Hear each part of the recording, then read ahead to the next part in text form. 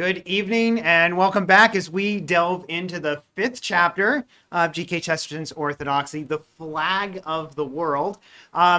We are going to be talking tonight about the optimist and the pessimist. Chesterton has all kinds of fun with that. And ultimately, this is this is sort of the center of the book, right? This is the point where all of this thought has come to, and where he's finally going to recognize that Christianity really has the initial answer to everything he's been going through, everything he's been thinking, and the rest of the book is going to be expounding on that and how why that is and why that all works. So if you're joining us for the first time, down in the corner there's the Rumble Talk button.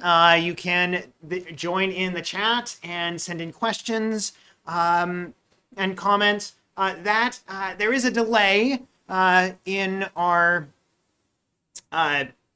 streaming this, and you've seen it. So make sure that your slider is all the way over to that right side, just so that delay is as minimized as possible. And then finally, if you want to follow along with the text that I'm using, on the website, there is that section over there. You can go and grab the text.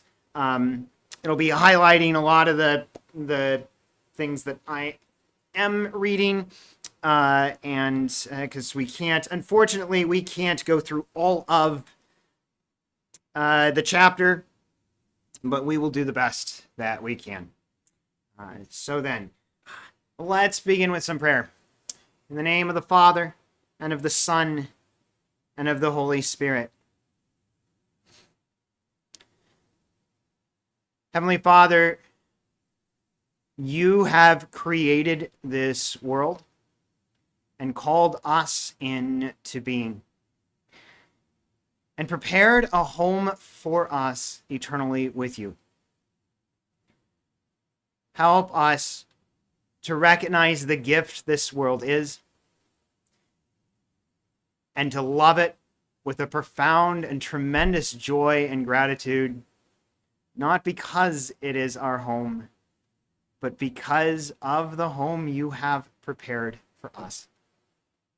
And we ask this through Christ our Lord. Amen.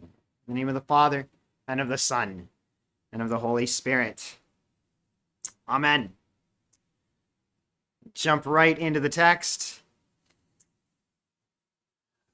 As always, he's got an interesting introduction, and this is actually going to play an important role in the whole of the chapter. So, when I was a boy, there were two curious men running about who were called the optimist and the pessimist.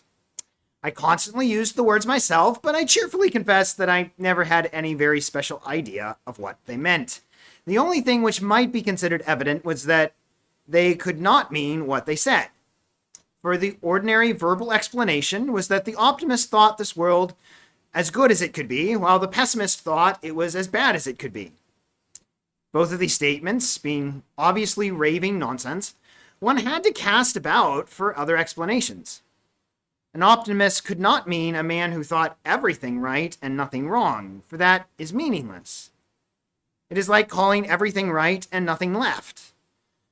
Upon the whole, I came to the conclusion that the optimist thought everything good except the pessimist, and the pessimist thought everything bad except himself. It would be unfair to omit altogether from the list the mysterious but suggestive definition said to have been given by a little girl. An optimist is a man who looks after your eyes, and a pessimist is a man who looks after your feet. I'm not sure that this is not the best definition of all. There is even a sort of allegorical truth in it. For there might perhaps be a profitable distinction drawn between the more dreary thinker who thinks merely of our contact with the earth from moment to moment, and the happier thinker who considers rather our primary power of vision and of choice of road. But this is a deep mistake in this alternative of the optimist and the pessimist. The assumption that it is that a man criticizes this world as if he were house hunting, as if he were being shown over a new suite of of apartments. If a man came to this world from some other world in full possession of his powers, he might discuss whether the advantage of midsummer woods made up for the disadvantage of mad dogs, just as a man looking for lodgings might balance the presence of a telephone against the absence of a sea view. But no man is in that position. A man belongs to this world before he begins to ask if it is nice to belong to it. He has fought for the flag and often won heroic victories for the flag long before he has ever enlisted. To put shortly what seems to be the essential matter, he has a loyalty long before he has any admiration. Right, so Chesterton's point in this is it doesn't make a lot of sense to talk about the optimist and the pessimist, to have one of these points of view when it comes to the world. That the world is something we are already born into. It's not something sort of set in a way that we can just critique it like that. It's the world we're born into. It's our world, and our position ought to be one of a sort of loyalty to it, as opposed to a sort of judging it to be all that great or not all that great. And he goes on to explain this, and it's one of my favorite explanations, and one of my favorite passages in this whole book. So, and we're just about there. Whatever the reason, it seemed and still seems to me that our attitude towards life can be better expressed in terms of a kind of military loyalty than in terms of criticism and approval. My acceptance of the universe is not optimism. It's more like patriotism. It is a matter of primary loyalty. The world is not a lodging house at Brighton, which we are to leave because it is miserable. It is a fortress of our family, with the flag flying on the turret. And the more miserable it is, the less we should leave it. The point is not that this world is too sad to love or too glad not to love. The point is that when you do love a thing, its gladness is a reason for loving it, and its sadness is a reason for loving it more. All optimistic thoughts about England and all pessimistic thoughts about her are alike reasons for the English patriot. Similarly, optimism and pessimism are alike arguments for the cosmic patriot. And he gives this example of Pimlico. Pimlico is a part of London. It's apparently not a very good part of town. It's over a history of hundreds of years, it's had its ups and downs, but it's also near Parliament. So there's always a certain downer about Pimlico because it's so closely tied up into politics, right? Yeah, but we can think of this is just not a great part of town, right? So let us suppose we are confronted with a desperate thing, say Pimlico. If we think what is really best for Pimlico, we shall find the thread of thought leads to the throne of the mystic and the arbitrary. It is not enough for a man to disapprove of Pimlico. In that case, he will merely cut his throat or move to Chelsea. Nor certainly is it enough for a man to approve of Pimlico, for then it will remain Pimlico, which would be awful. The only way out of it seems to be for somebody to love Pimlico. To love it with a transcendental tie and without any earthly reason. If there arose a man who loved Pimlico, then Pimlico would rise into ivory towers and golden pinnacles. Pimlico would attire herself as a woman does when she is loved. For decoration is not given to hide horrible things, but to decorate things already adorable. Mother does not give her child a blue bow because he is so ugly without it. A lover does not give a girl a necklace to hide her neck.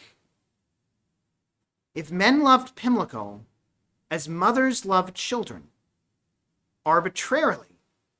Because it is theirs, Pimlico in a year or two might be fairer than Florence. Some readers will say that this is a mere fantasy. I answer this is the actual history of mankind. This, as a fact, is how cities did grow great. Go back to the darkest roots of civilization and you will find them knotted around some sacred stone or encircling some sacred well.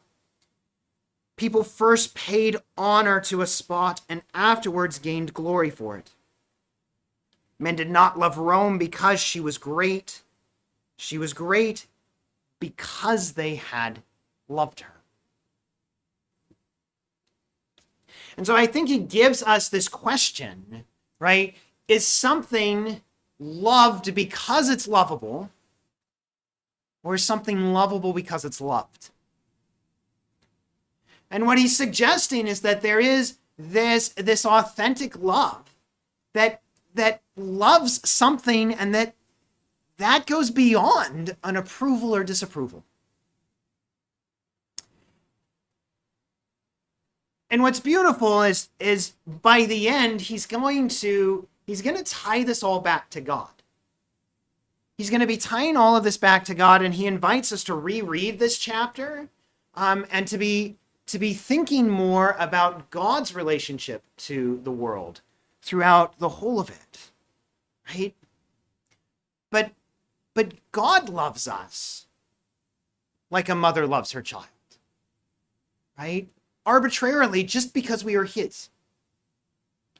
Not because we are attractive or smart or funny, not because we've always done the right thing, not because he hasn't noticed us doing the wrong thing, right?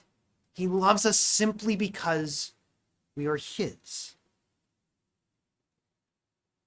And it's that truly loving someone, truly loving something, that can then disapprove of it, but actually go through all of the work and the trouble to try and change it, right? To try and bring it about to what it should be, to help it to grow and to become what it was made to be. And so this encouragement, right, that we should have this sort of fundamental love for the world, and that then frees us to have both an approval and a disapproval of it, right? That we can, there are things we can like about it, there are things we can dislike about it and seek to change, right? That this true sort of patriotism and this cosmic patriotism, right, can always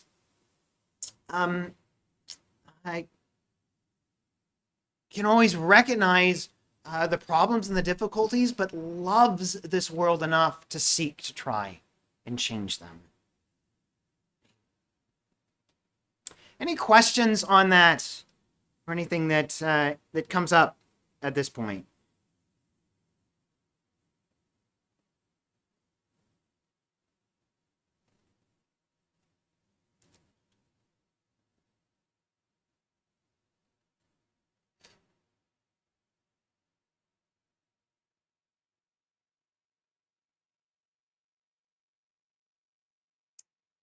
He takes this a little further to argue. He brings up social contract theory, which is associated with Thomas Hobbes in the 17th century, and this idea that we originate in this sort of state of nature, and then we sort of have this contract, as Chesterton puts it. I will not hit you if you don't hit me. And that governance is sort of the beginning of sort of civilization. Chesterton wants to argue that rather than that social contract theory being the foundation, that instead it begins with actually holding something sacred, right? And that we have a sacred place, and that we decide there's certain behavior that goes with that sacred place. And we have certain things, and we decide that there are certain behaviors that go with those sacred things. That it actually is this sense of the holy that brings about that order, that brings about the sense of honor, the sense of courage, the sense of cleanliness, right? That all of that comes about because of this sense of the holy.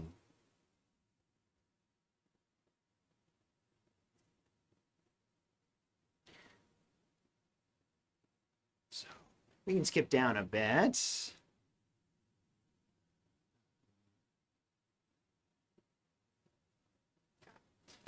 Keep going. And he brings up the Old Testament, right?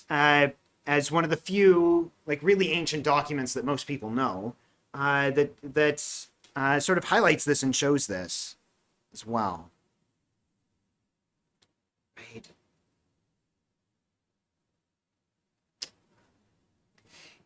If it be granted that this primary devotion to a place or thing is a source of creative energy, we can pass on to a very peculiar fact. Let us reiterate for an instant that the only right optimism is a sort of universal patriotism. What is the matter with the pessimist? I think it can be stated by saying that he is a cosmic anti-patriot. What is the matter with the anti-patriot? I think it can be stated without undue bitterness by saying that he is the candid friend. What is the matter with the candid friend? There we strike the rock of real life and immutable human nature. I venture to say that what is bad in the candid friend is simply that he is not candid. He is keeping something back, his own gloomy pleasure in saying unpleasant things. He has a secret desire to hurt, not merely to help. Right? So this image of the candid friend is the one who just sort of says what they're thinking, says what they're seeing, is very candid with what they say. But the suggestion is that it may not entirely be just that candid, that there often is this sense, this pleasure in saying gloomy or unpleasant things. That there are those who have this secret desire to hurt, and so will say things that may be true, but not in order to be helpful, not in order to bring about a greater good or a help for the person, right? But just because there's a certain pleasure in saying these kinds of things. So the question, which definition of pessimism is he using when he compares the pessimist to the candid friend? I love Chesterton, but he changes the meaning of the words on us a lot. Yeah, so he is the optimist and the pessimist. He keeps using these terms throughout, and he's trying to draw all of these different distinctions, and it's not entirely clear. It can be very confusing going through this chapter. What is he talking about, and what does he mean? I think we're going to get a better sense of what this evil of pessimism is, right? What he's charging the pessimist with is a lack of love, right? The problem with the pessimist, and we'll have to go down to the next section.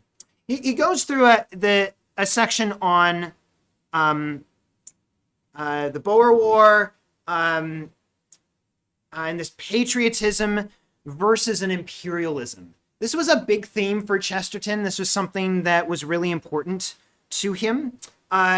He spoke of himself as a patriot, as a nationalist, and therefore an anti-imperialist, which is one of these nice little paradox things. It seems to be a contradiction, right? That Chesterton so relishes and loves, right? And his basic premise is this I love my country. I love my homeland.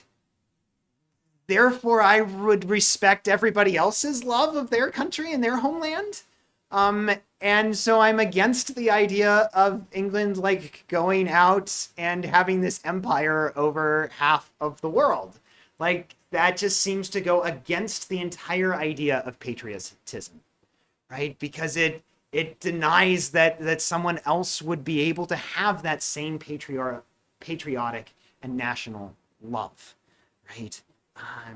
So it's one of these fun themes that you see throughout Chesterton's work. Um, and so, so he's talking about, right, that this is not, well, yeah, let's just, the evil of the pessimist is then not that he chastises gods and men, right, which is perfectly fine, and gods and men need to be chastised, right, but that he does not love what he chastises. He has not this primary and supernatural loyalty to things. What is the evil of the man commonly called the optimist? Obviously, it is felt that the optimist, wishing to defend the honor of the world, will defend the indefensible. He's the jingo of the universe. This term jingo that he keeps using in this chapter, it refers to a very hawkish, very pro-war, pro-military might of England sort of stance at the time. It actually it comes from a song, anyways, it's this pro-English military, pro go out there and be that imperialism, because English is so great, right? My cosmos, right or wrong, sort of sense, right? And so this pro-England without really a necessary criticism of it. And so, but giving that, the fear is that the optimist will give that to the whole universe, right?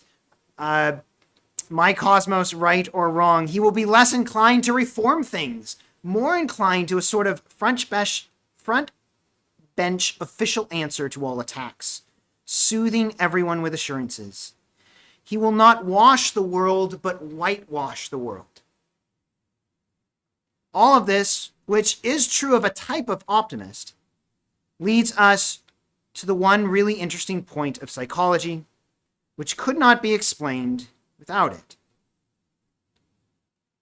Okay, so he's looking at the optimist and the pessimist. He always has something against the pessimist, right? Because the pessimist is somebody who doesn't love what he chastises, right? There's this lack of love in the pessimist. But he's also going to criticize a certain type of optimist who is so pro the thing he is optimistic about, right, that he can't see the flaws, he can't see the problems, and he has no interest in doing something to help and to fix what might be wrong there.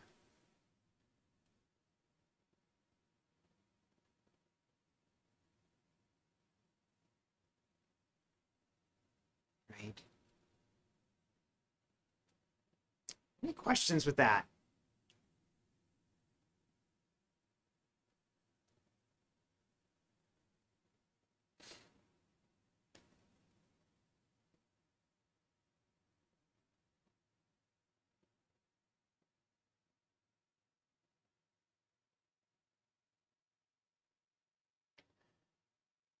So then he now wants to make this distinction, right? There is this bad optimism, but what is it that makes it bad as opposed to a kind of good optimism, right?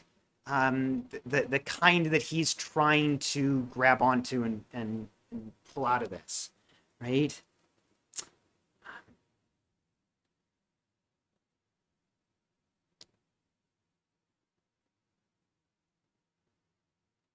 So we say there must be a primary loyalty to life. The only question is, shall it be a natural or a supernatural loyalty? if you like to put it so, shall it be a reasonable or an unreasonable loyalty?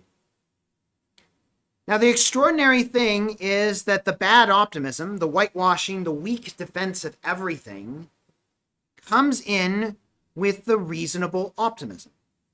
Rational optimism leads to stagnation.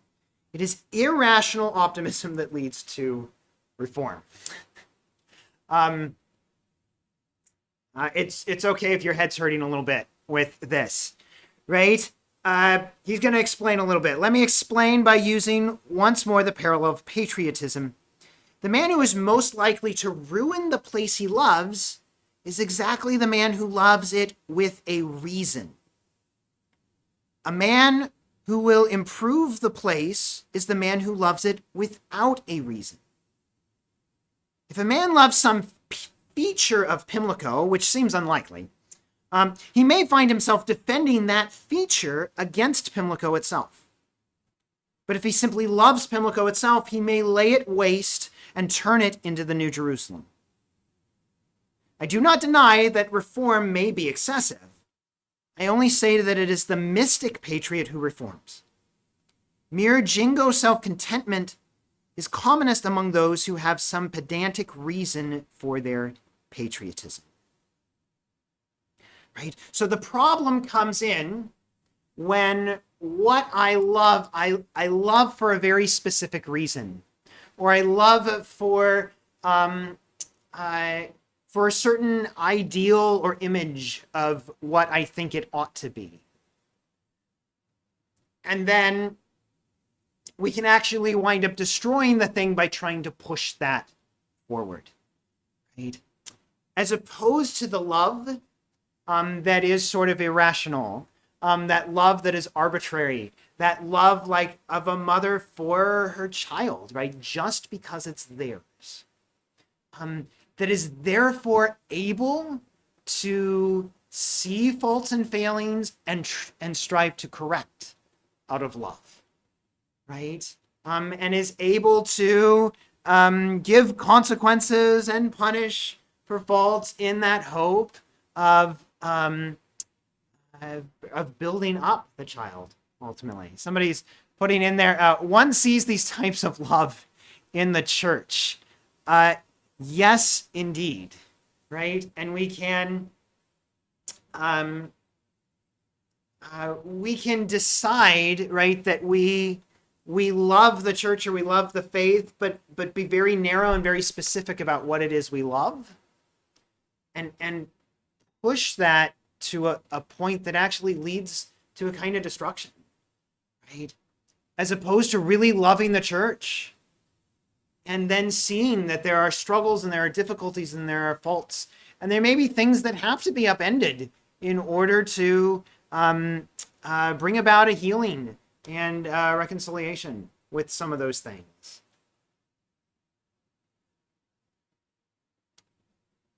Kind of having a hard time with the idea that irrational love, or irrational anything really, could be that good. Could you perhaps explain a little bit further?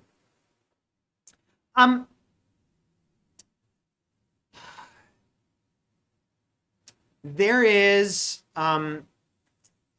especially since in general knowledge precedes love. Okay. So yes, we always talk about how knowledge precedes love. Like you have to know something before you can love it. You have to know something of it before you can have this love for it. And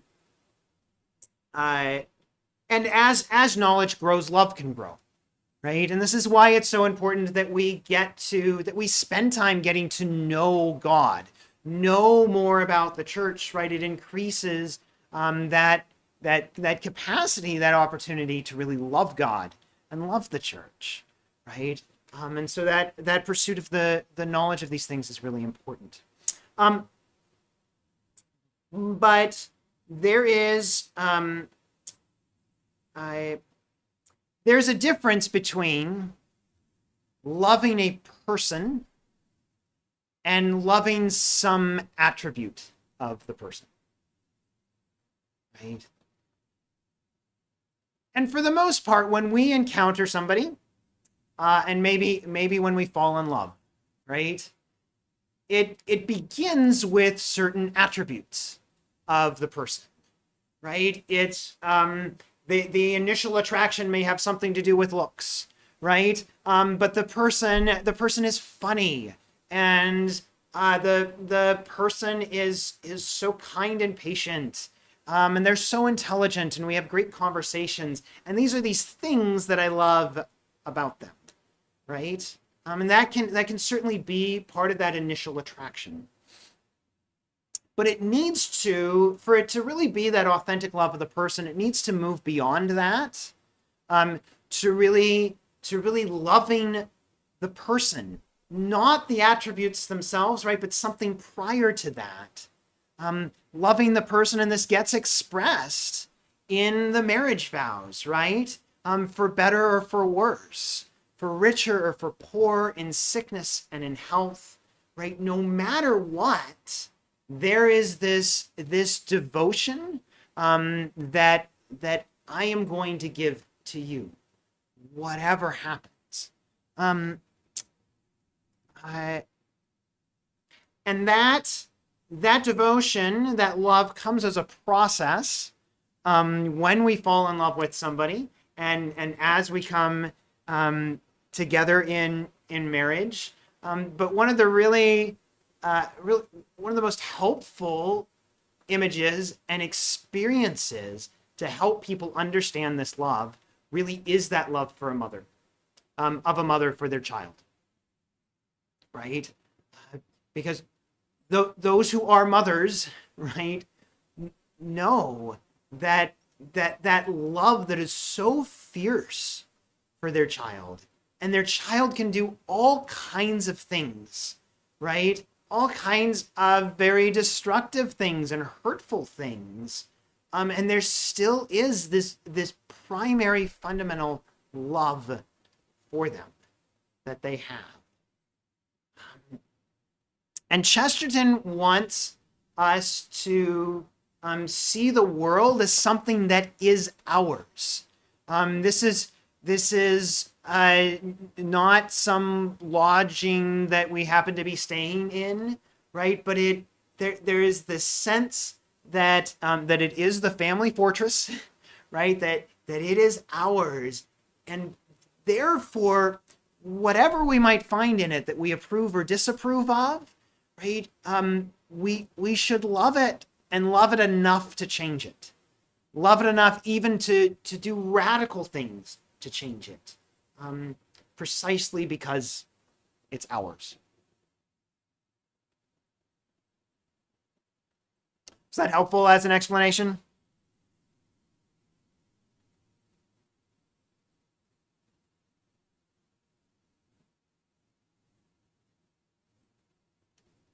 He gives another example if we go down farther, and it's the example of wives loving their husbands.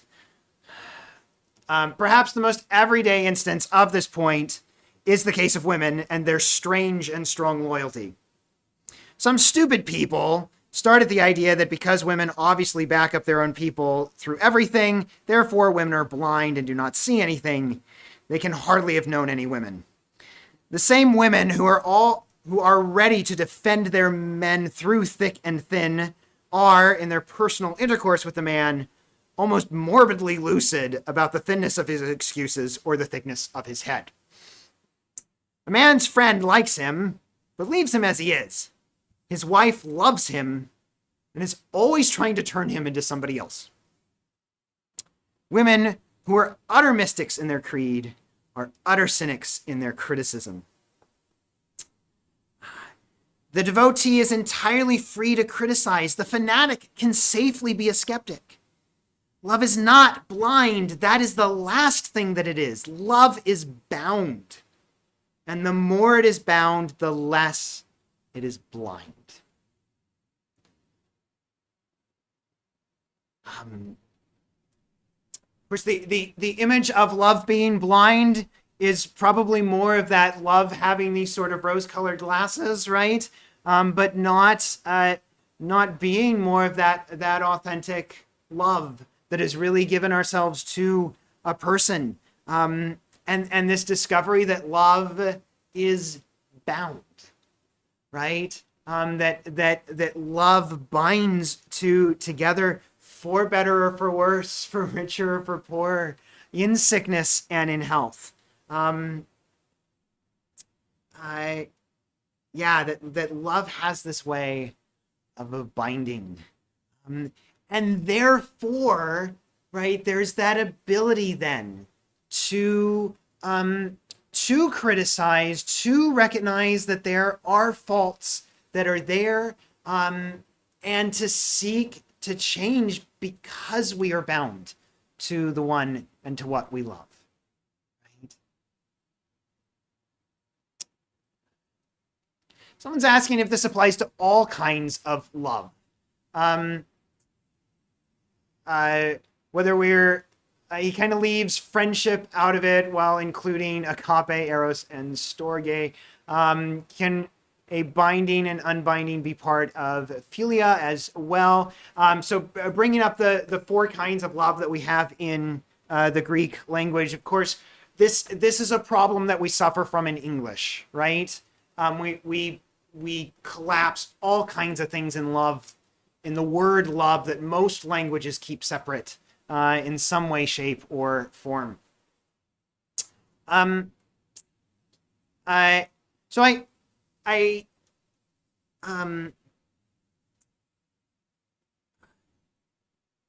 think you're right that there's something here that's getting at that really fundamental natural love, but I do think this is this is about true and authentic friendship, right? I think this is about true and authentic friendship.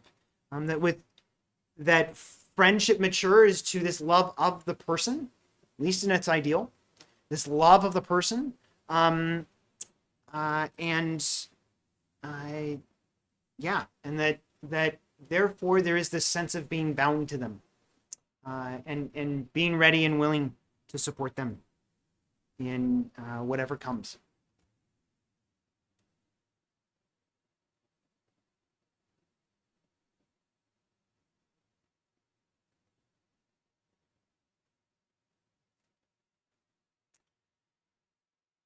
This, at least,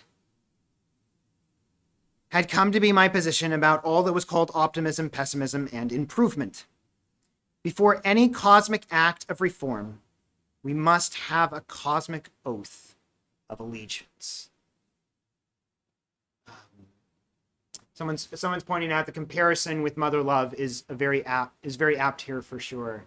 You know, one of the and I know I've said this before. You know, like in the context of the confessional, people will ask, is it hard to hear people's sins? Sins are easy, right? By the grace of God, I wave my hand, I say a few words, and the sins are gone.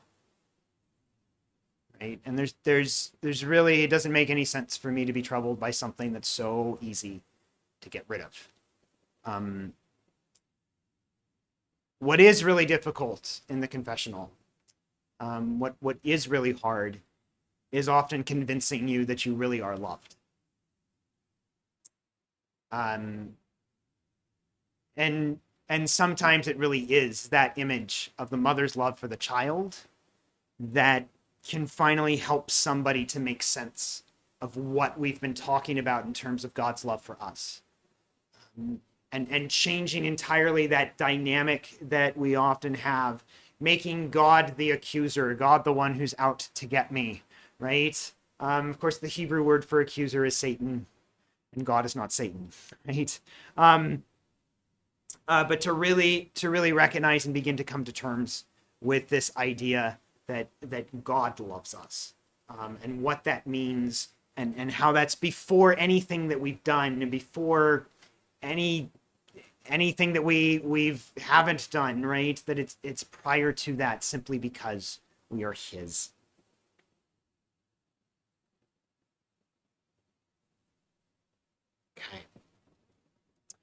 So this, at least, had come to be my position about all that was called optimism, pessimism, and improvement. Before any cosmic act of reform, we must have a cosmic oath of allegiance. A man must be interested in life. Then he could be disinterested in his views of it. My son, give me thy heart. The heart must be fixed on the right thing. The moment we have a fixed heart, we have a free hand. I must pause to anticipate an obvious criticism. It will be said that a rational person accepts the world as mixed of good and evil, with a decent satisfaction and a decent endurance. But this is exactly the attitude which I maintain to be defective. This comes into another very important Chestertonian sort of approach to things that I know I've mentioned before, right? That Chesterton has this love of the balance of both extremes. And he is very, very much against a kind of mediocre middle, right? This balancing of the both extremes, and very much against a mediocre middle.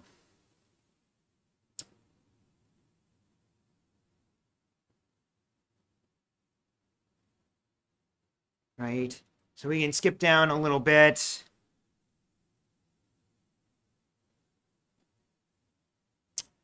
For our titanic purposes of faith and revolution, what we need is not the cold acceptance of the world as a compromise, but some way in which we can heartily hate and heartily love it. We do not want joy and anger to neutralize each other and produce a surly contentment. We want a fiercer delight and a fiercer discontent. We have to feel the universe is at once as an ogre's castle to be stormed, and yet as our own cottage to which we can return at the evening. This sense we really need to hate the evil and love the good. And not just sort of, be okay and put up with the things that are going on around us.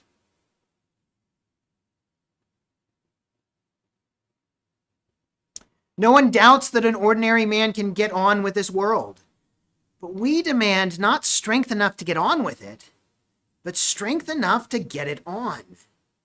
Can he hate it enough to change it and yet love it enough to think it worth changing?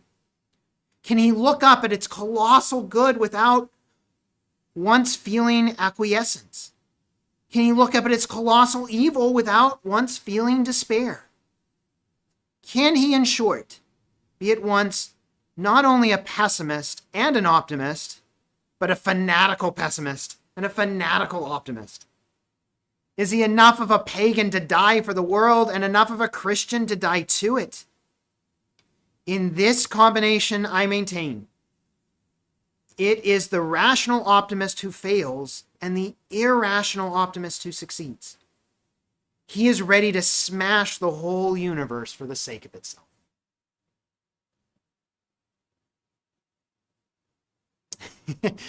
To get it on as to fight, I am not quite sure what that phrase means. It's one of those cases, a bunch of simple words put together. That's kind of what it sounds like, though. It definitely sounds like he's having a fun like that. This fierceness is sometimes very exhausting. Yes. Which is why we need to also be very, very serious about our naps. I think that's the clear solution to that.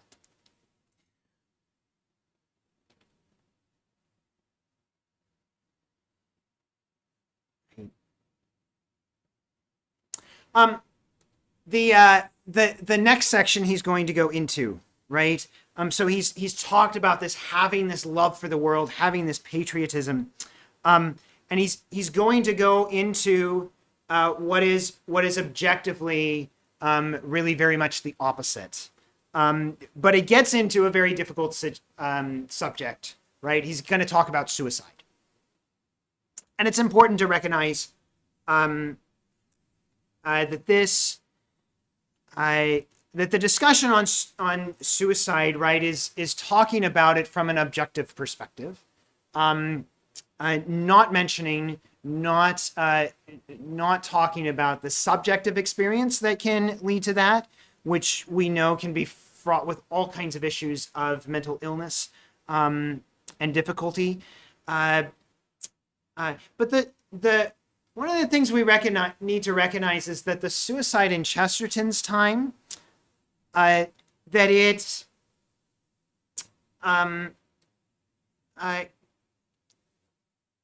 we actually have people advocating for it in his time. And throughout a lot of the early 20th century, there are these philosophical movements that start advocating for suicide for various reasons, right? But one of the reasons that's given is that it's the ultimate expression of freedom, right? You didn't choose to come into this world. You can radically choose to take yourself out of it. And so these existentialist movements where suicide sort of comes into fashion. And so we have to remember that's part of what he's dealing with in this as well. And it's, thankfully we don't see a lot of that anymore. And rather we see a lot more of the psychological and the emotional difficulties that can lead to suicide.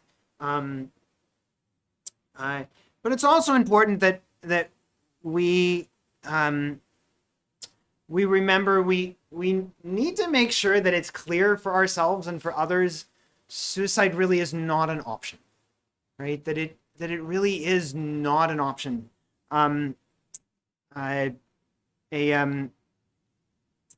A psychiatrist friend of mine, who was a military psychiatrist, talked about continuing to stigmatize suicide and destigmatize mental health, right? That it's so important that we can help people understand the need and the importance of mental health and how we really, it really is okay and that we need to deal with that. But we still need to make it known that suicide's not really an option. He goes into this, though. Lose my place here.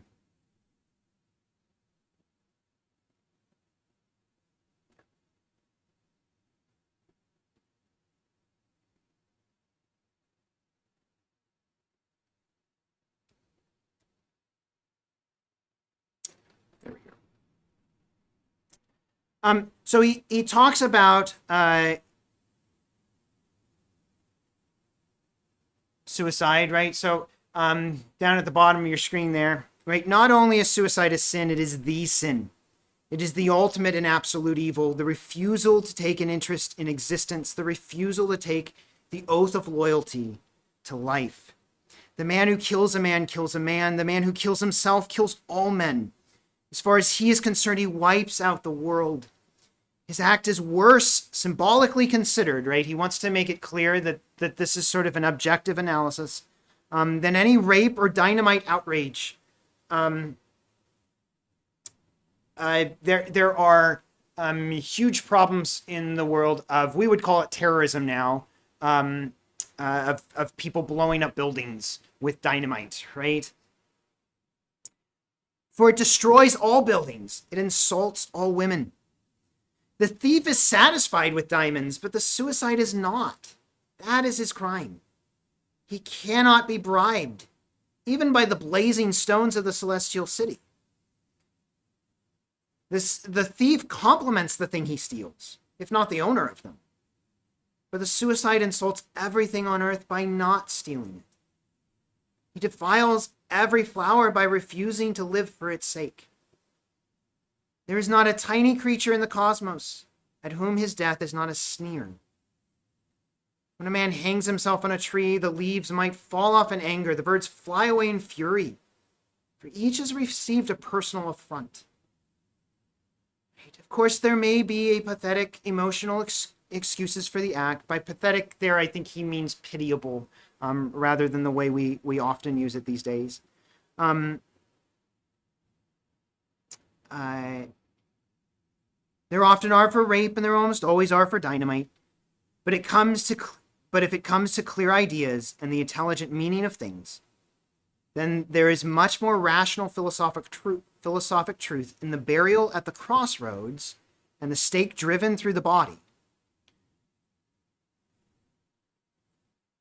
than in Mr. Archer's suicidal automatic machines. There's a meaning in burying the suicide apart. The man's crime is different from other crimes, for it makes even crime impossible.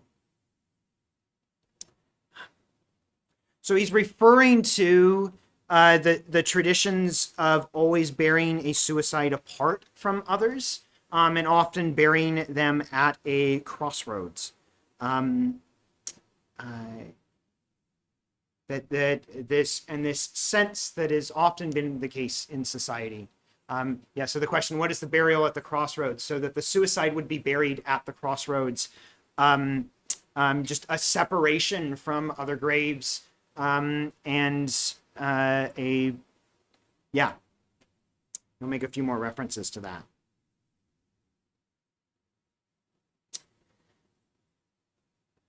About the same time, I read a solemn flippancy by some free thinker. He said that a suicide was only the same as a martyr.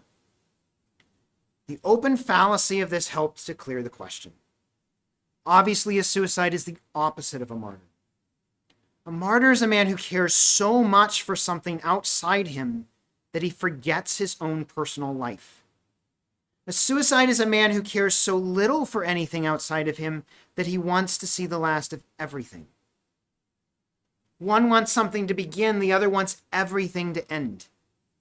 In other words, the martyr is noble exactly because, however he renounces the world or execrates all humanity, he confesses the ultimate link with life. He sets his heart outside himself. He dies that something may live. Right?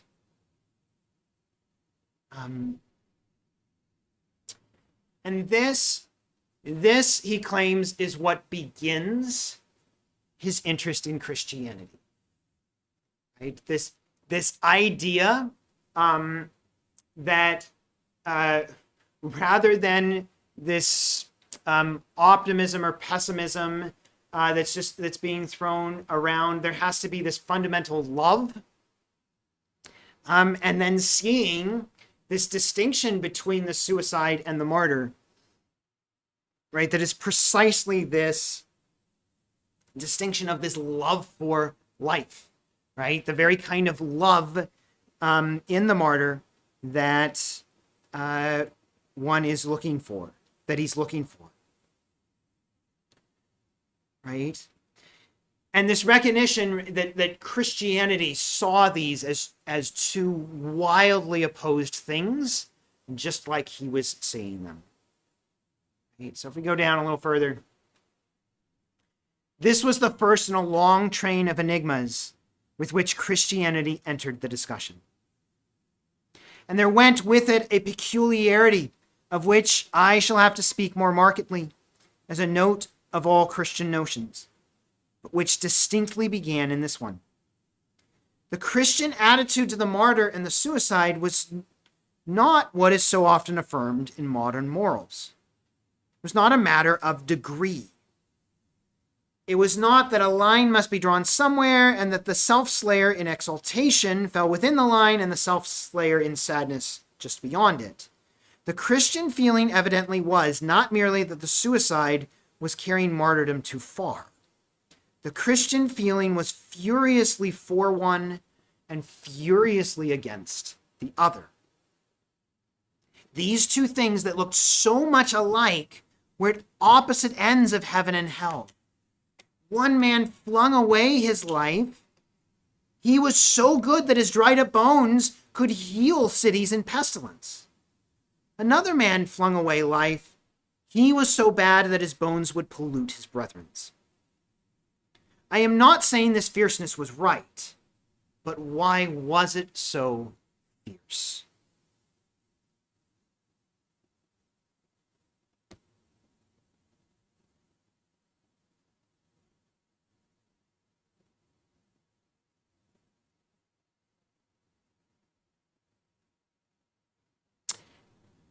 Here it was that I first found what my wandering feet were in, that my wandering feet were in some beaten track.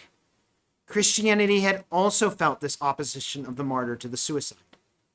Had it perhaps felt it for the same reason? Had Christianity felt what I felt, but could not and cannot express? This need for a first loyalty to things, and then for a ruinous reform of things. And then I remembered it was actually the charge against Christianity that it combined these two things, which I was wildly trying to combine. Christianity was accused at one and the same time of being too optimistic about the universe and being too pessimistic about the world. The coincidence made me suddenly stand still.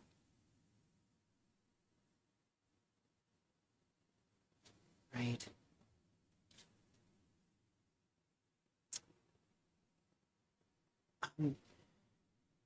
First, he has to deal with a problem of that's sort of being levied against Christianity to say that it's like out of date, right? It was good for its time, but we've gotten beyond that, and it's just it's out of date. So an imbecile habit has arisen in modern controversy of saying that such and such a creed can be held in one age but cannot be held in another. Some dogma, we are told, was credible in the 12th century but is not credible in the 20th. You might as well say that certain philosophy can be believed on Mondays and cannot be believed on Tuesdays. Right? If a man believes in a will behind law, he can believe in any miracle in any age. Right? Should have gone a little before that. If a man believes in unalterable natural law, he means they're the law of nature, right? He cannot believe in any miracle in any age. If a man believes there is a will behind law, he can believe in any miracle in any age, right? So what he's suggesting is that these understandings of how we interpret the world, how we understand the world, these philosophical groundings, right? Either they apply in all ages, right? In all times and places, right? Or no claims about that are really going to be making sense, right?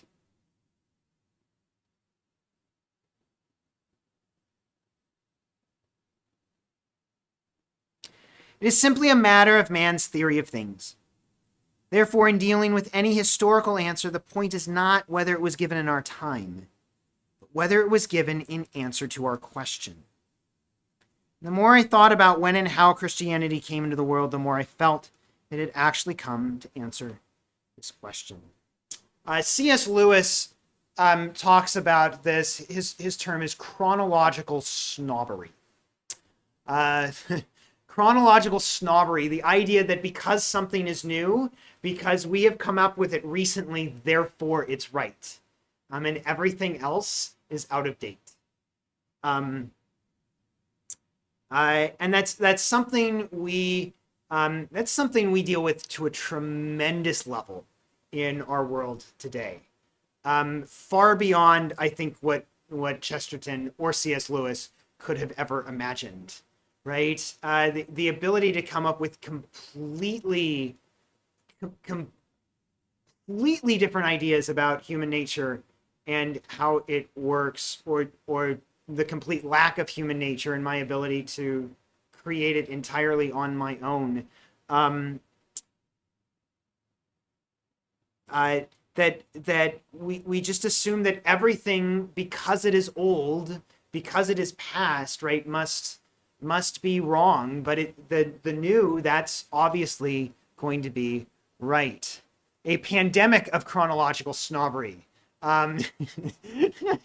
Be sure to wear a mask out there. Yes, we need to be careful. We need to be aware of that sense of, and I think I just heard lightning. That's strange for today here in Seattle. Anyways, very much. We need to be careful and be aware of that sense that something is right because it's new. And part of the problem, this goes back to our struggles and our difficulties with science versus philosophy, right? And what Chesterton is talking about when it comes to philosophy, right? It's really, does it answer the question? Not, is it the latest and the greatest? Right? With science, we're often looking at, well, okay, so these new experiments, these new theories that have gotten past the older problems, and so there is an expectation that the new is better, right? Because there's this iterative process that brings us closer and closer and closer to the scientific truth, right? But philosophical truth doesn't work that way, right? It's not this iterative process because it's not this inductive process. It's deductive. It really is this reasoning that we go through, and so the real question is, does it answer the question? Not where in the process did it pop up.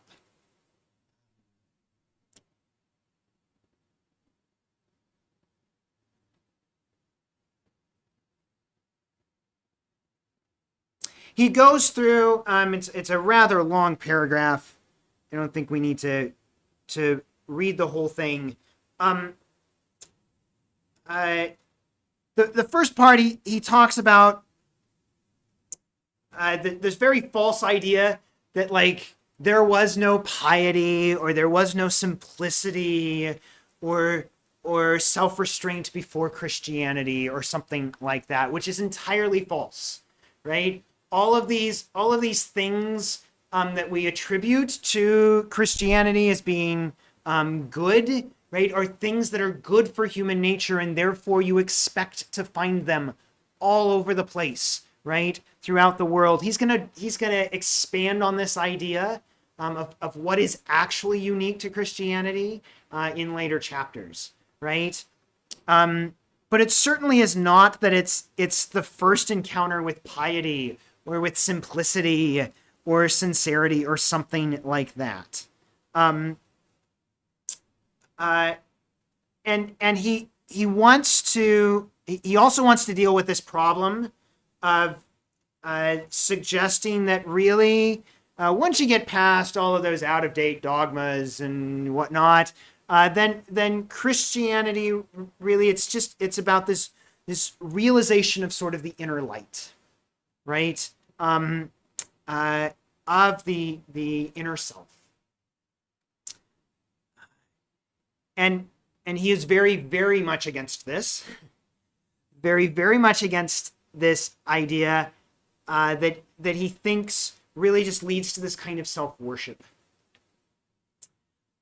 And he brings up Marcus Aurelius.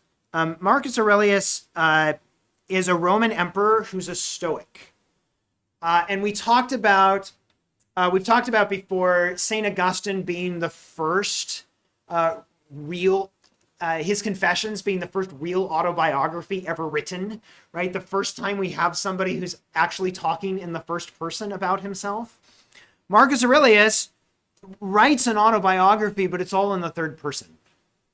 He's telling you about this guy who's emperor, that happens to be himself. And of course, the Stoics, the Stoics really believed in the seeking of virtue, but virtue is principally in knowledge, in what we know, and this means setting aside of all passion, right? All concern for pleasure or pain, all of that is set aside, right? As we sort of pursue this Stoic knowledge. Right? And what he attacks Marcus Aurelius for is for basically being as useless as a contemporary aristocrat, right? That it's and I think we see this so much sort of in like Hollywood, in a lot of our pop culture, right? They do all of these sort of external things have these disciplines. The new fad seems to be like everybody wants to post every movie star wants to post their workout videos or something like that, right? And we're going to see all of this discipline and all of the things that they do, and really on so many levels, these people are so influential in the world, and they have so much money and power, but they're focused on themselves in so many ways, right? And on telling us about themselves, as it were, almost from that third person perspective, right?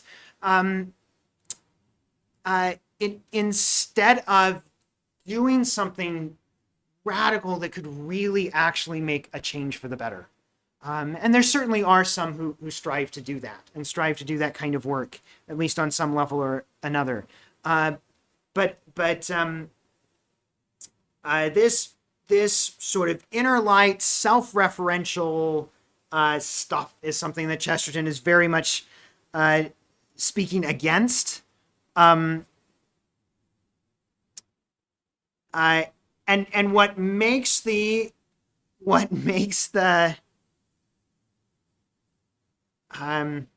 let's go up a little bit. All right, where does he talk about Jones?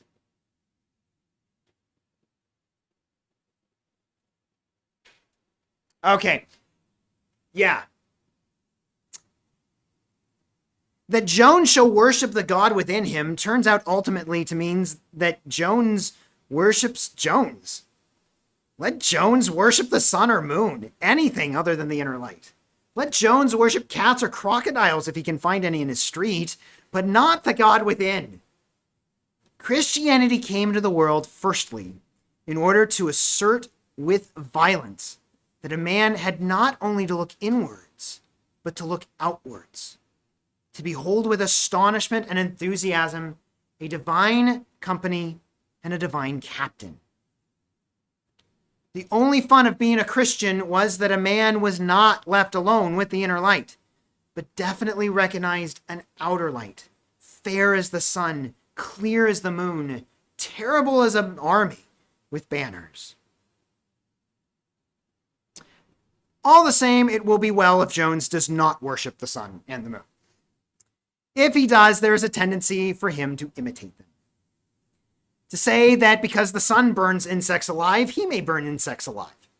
To think that because the sun gives people sunstroke, he may give his neighbor measles. He thinks that because the moon is said to drive men mad, that he may drive his wife mad. This ugly side of mere external optimism had also shown itself in the ancient world.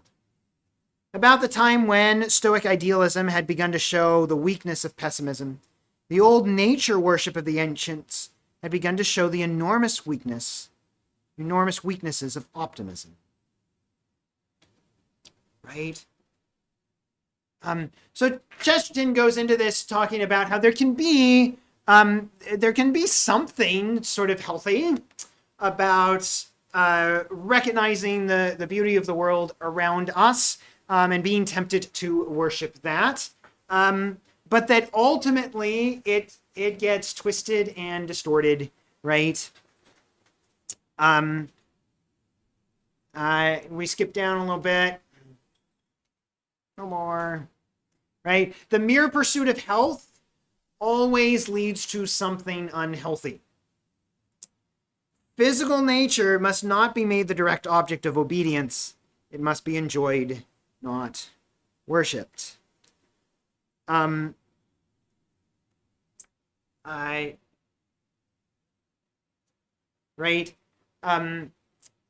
talk about something again that we encounter in our contemporary world, where we can so often get into that mere pursuit of health, and find it leading to something very unhealthy. So stars and mountains must not be taken seriously. If they are, we end where the pagan nature worship ended. Because the earth is kind, we can imitate all her cruelties. Because sexuality is sane, we can all go mad about sexuality. Mere optimism had reached its insane and appropriate termination. The theory that everything was good had become an orgy of everything that was bad, right?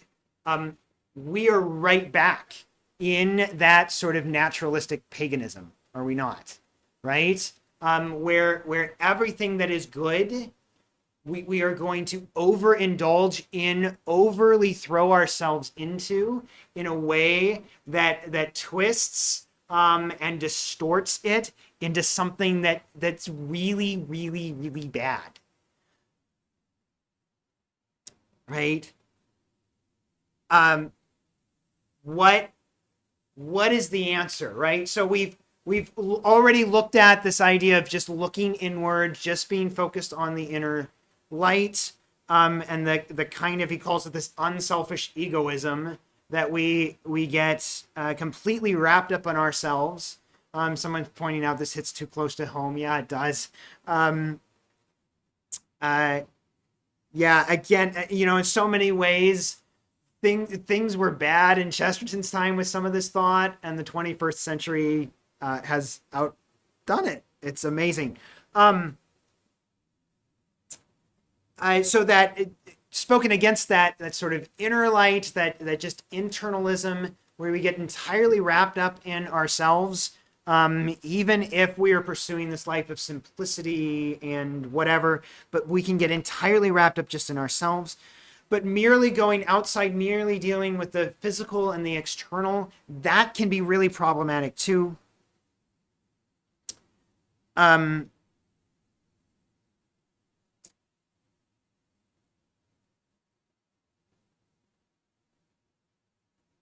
So if we go down, yeah, we'll skip that one, right? So in this dilemma, the same as ours, Christianity suddenly stepped in and offered a singular answer, which the world eventually accepted as the answer. It was the answer then, and I think it is the answer now. This answer was like the slash of a sword. It sundered. It did not in any sense sentimentally unite.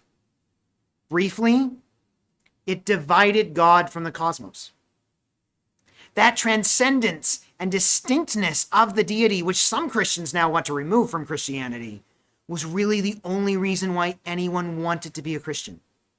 It was the whole point of the Christian answer to the unhappy pessimist and the still more unhappy optimist.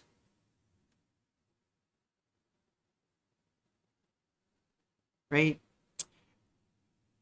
As I am here only concerned with their particular problem, I shall indicate only briefly this great metaphysical suggestion.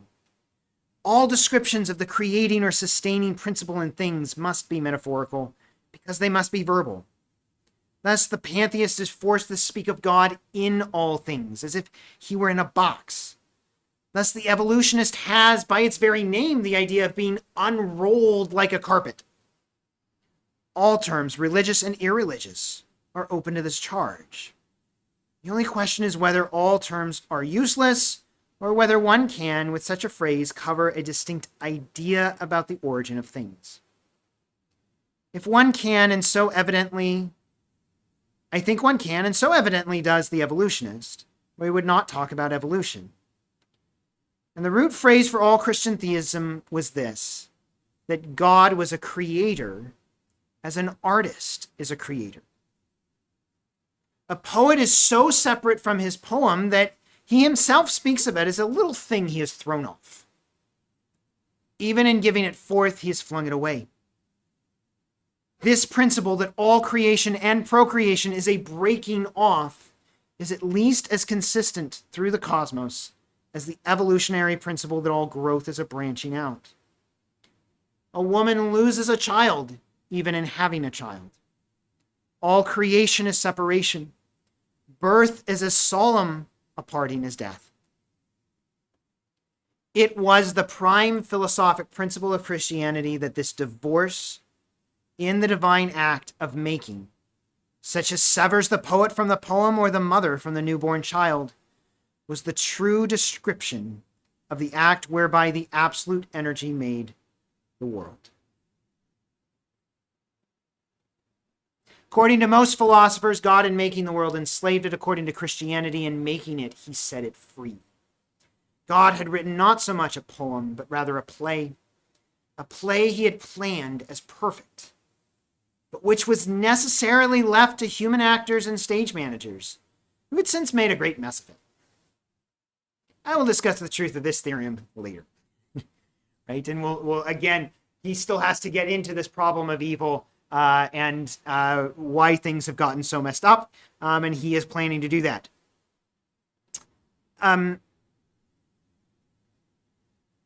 Right? And so what he is getting at, though, what is so shocking and so wonderful to find, right, is an answer that the answer's not inside of me, and the answer's not out there in the things that are around me, right, but that the answer is something completely separate and transcendent, right? And he gets into this a little more in the next section. I had found this hole in the world. The fact that one must somehow find a way of loving the world without trusting it, right? And so the pagans loved the world and trusted it, right? And that's kind of what we're doing in our civilization right now, right? We love all of these pleasures that we encounter, and therefore we trust them, and we let them run rampant. But somehow we needed to find a way to love the world, but not trust it. Somehow one must love the world without being worldly. I found this projecting feature of Christian theology, like a sort of hard spike, the dogmatic insistence that God was personal and had made the world separate from himself. The spike of dogma fit exactly into the hole in the world. It had evidently been meant to go there, and then a strange thing began to happen.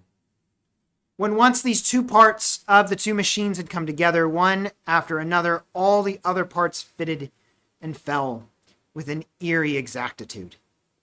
I could hear bolt after bolt over all the machinery falling into its place with a kind of click of relief.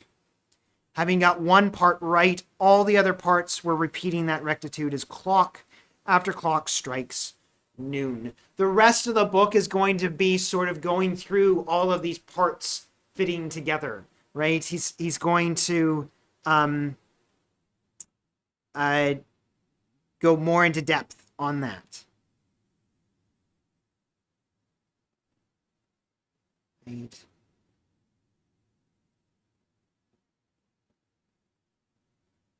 Let's skip down a little bit. We can go back up. Not quite so far. One more, I think. Yeah. I was right. All of those blind fancies of boyhood, which in the 4th chapter I had tried in vain to trace on the darkness, became suddenly transparent and sane. I was right when I felt that the roses were red by some sort of choice. It was the divine choice. I was right when I felt that I would almost rather say the grass was the wrong color than say that it must necessarily have been that color. It might verily have been any other. My sense that happiness hung on the crazy thread of a condition did mean something when all was said. It meant the whole doctrine of the fall, right? So he ties it, realizing that is something very similar to the story of Adam and Eve. Even those dim and shapeless monsters of notions which I have not been able to describe, much less defend, stepped quietly into their places, like colossal caryatides of the creed. The fancy that the cosmos was not vast and void, but small and cozy, had a fulfilled significance now. For anything that is a work of art must be small in the sight of the artist. To God, the stars might be only small and dear, like diamonds. And my haunting instinct that somehow good was not merely a tool to be used, but a relic to be guarded, like the goods from Crusoe's ship. Even that had been a wild whisper of something originally wise. For according to Christianity, we were indeed the survivors of a wreck, the crew of a golden ship that had gone down before the beginning of the world. But the important matter was this, that it entirely reversed the reason for optimism. And the instant that the reversal was made, it felt like the abrupt ease when a bone is put back in the socket. I had often called myself an optimist to avoid the too evident blasphemy of pessimism. But all the optimism of the age had been false and disheartening for this reason, that it had always been trying to prove that we fit into the world. The Christian optimism is based on the fact that we do not fit into the world. I had tried to be happy by telling myself that man is an animal, like any other which sought its meat from God. But now I really was happy, for I had learnt that man is a monstrosity. I had been right in feeling all things as odd, for I myself was at once worse and better than all things. The optimist's pleasure was prosaic, for it dwelt on the naturalness of anything. The Christian pleasure was poetic, for it dealt on the unnaturalness of anything in light of the supernatural.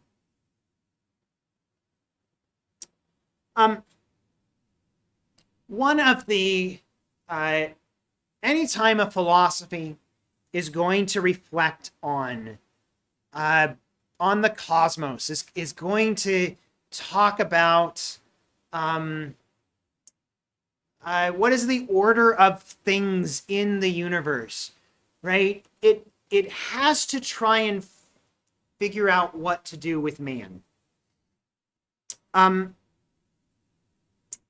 And in my philosophical reading, and this is one of the things that's attracted me to Chesterton, I was always dissatisfied with philosophers who wanted to start with humanity and try and develop their philosophy around humanity,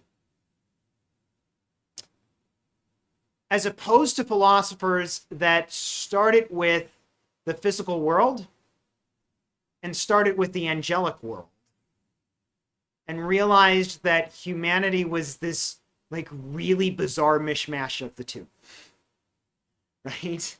And this is something that Chesterton is talking about and picking up on, that the only philosophy that really winds up making sense is the one that recognizes we really are bizarre. We really are strange. We are this union of the material and the spiritual. And it makes so much more sense to talk about things that are purely spiritual. It makes so much more sense to talk about things that are merely material. It really gets messy when you put the two together. But that's what we are. And so there's a sanity in a philosophy that just recognizes that and just accepts that we are this kind of monstrosity. We are at once worse and better than all things. That actually allows us to have a kind of sanity in our world.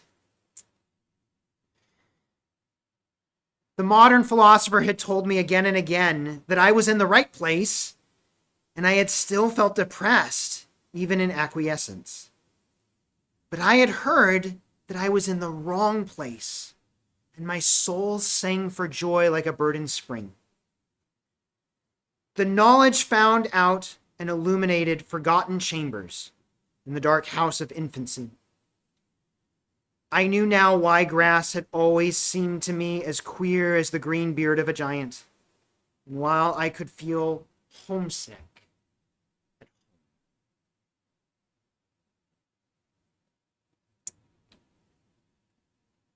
So, there is the end of that chapter. Any questions or any comments that come out of this? I think there is this a really interesting play there that he's not maybe explicit with, but it certainly is suggestive, right?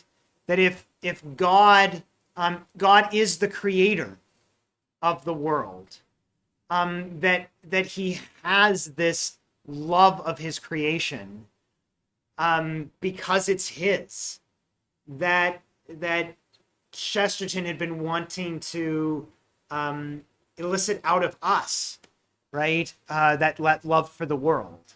And I think it really invites us to go back and reread the chapter and to be reflecting on that story, that analogy of Pimlico, right? And to be thinking about God's love for us in the context of that, and God's love for the world.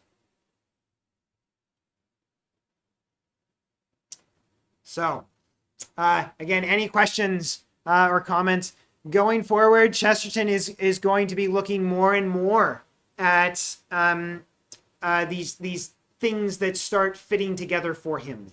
These things that start making more and more sense. Again, because of this radical move of Christianity, dividing God from the cosmos, this recognition that we were made for God and we were not made for the world, though we are in the world. And there should be this love of the world precisely as something that's not our home, but has been given to us. And he's going to expand on that in the next several chapters, including then drawing some conclusions about this God who has made us and then made us his own.